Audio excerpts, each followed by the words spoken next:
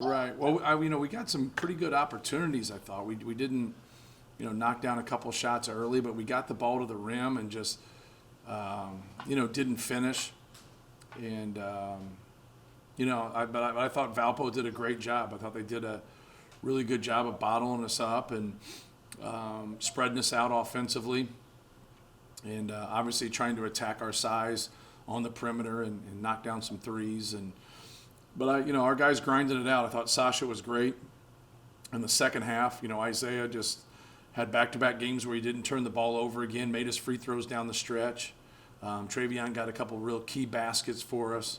But it's one of those things where you got to learn some lessons about preparation and being ready to play, and also being able to be a functional player when things don't go your way.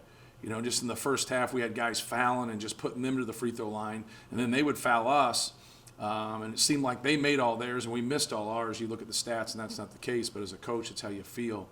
And we just didn't play smart basketball, and you can't just foul away from the ball and give people points, and we did a lot of that tonight. We have to be better defensively. We have to be smarter on the defensive end. But from an offensive standpoint, it wasn't pretty.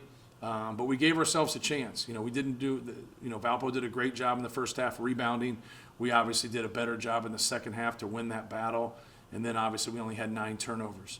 And that kind of saved us, outside of Sasha really giving us some energy there to start the second half with some made threes, across the board. I think when you kind of look at the game and kind of take a snapshot of it, our ability to rebound the second half and not turn the ball over really helped us. Get Trevion going offensively the way you want him going? Well, I think he did some really good things, and then he doesn't make his free throws, and I think that's frustrating. Obviously, he's put a lot of time into it, and he's not trying to miss them. But you look at his stats tonight. If obviously outside of the 3 that he took that he shouldn't have taken, he's 7 for 14. But then if he goes to the line and makes his free throws, it's a totally different night. And that's the thing that he has to just keep plugging. When you keep putting in your work as a free throw shooter. But he was more productive tonight. I thought he got deeper position. He made some nice passes too, and he was able to be aggressive and go at those guys. So that's what we need. But we also need him from a defensive standpoint. To be able to guard different people, be able to guard in the post, be able to guard in the perimeter. And he had stretches tonight where I thought he was pretty good on defense. Then he had some other times where at the end, he just let the ball get into the post a couple times. And, you got to give some resistance, and it created a couple good opportunities for Valpo. Hey, Matt, obviously no turnovers for Isaiah, but what else did he give you on the floor tonight? Well, I thought just, ball control. Not turning the ball over was great. He made a couple nice drives. He got fouled. Just being able to play and, move the ball, get us into offense, and make us free throws. Making us free throws down the stretch is huge. And anytime are able to fight back and get a lead, the lead seems like it's more to the opponent when they have the lead that they did. And now they're going to be able to, try to put people to the line because we'd missed free throws. And I thought he did a great job of just not turning the ball over, being aggressive, and, making the right play. Can you just talk about the region connection a little bit? That you had Sasha and Brandon, and then there was Malik and Stephen Helm out there. What do you see from guys from the region, Sasha and Brandon, when you recruit those guys? I love guys from the region. You get guys that, love to play and blue collar, and I think the coaching in the region's great. I've always liked, recruiting in the region because, guys grow up and, want to come to Purdue and want to play, and it means something to them. But they also have been coached, and they got a level of toughness to them. And it just seems like if you look through the years at Purdue, not just the 15 years I've been here going on 16, you can look back 50, 60, 70 years, and we've had a lot of success with guys that come from the region, getting their degrees and being great players for Purdue. Coach, what was the message that you gave to the team in the locker room during halftime? Quit fouling unnecessarily. Play smart. You're going to have to close out. You're going to have to guard them. You're going to have to move your feet. But embrace the physicality of the game and play harder.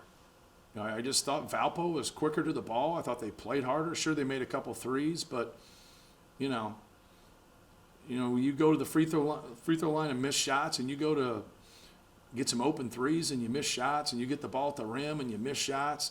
Quit feeling sorry for yourself. You can still get other things done. You can still be a productive player when the ball doesn't go in. Get second chance opportunities. Don't put them to the free throw line. Play defense. Contain the dribble. So just the regular basic things, the regular pillars of the game of basketball. And so when you get young guys, and especially if you get immature guys, sometimes guys are immature when they're experienced. It's hard for them to get out of their own way sometimes. And we had too many guys just getting in their own way. You've played the game before. Like, you've played good competition before, no matter how old you are. Just play the game the right way. Play without fouling, be physical, but make good decisions. And if you miss a shot, who cares? Just execute and take good shots.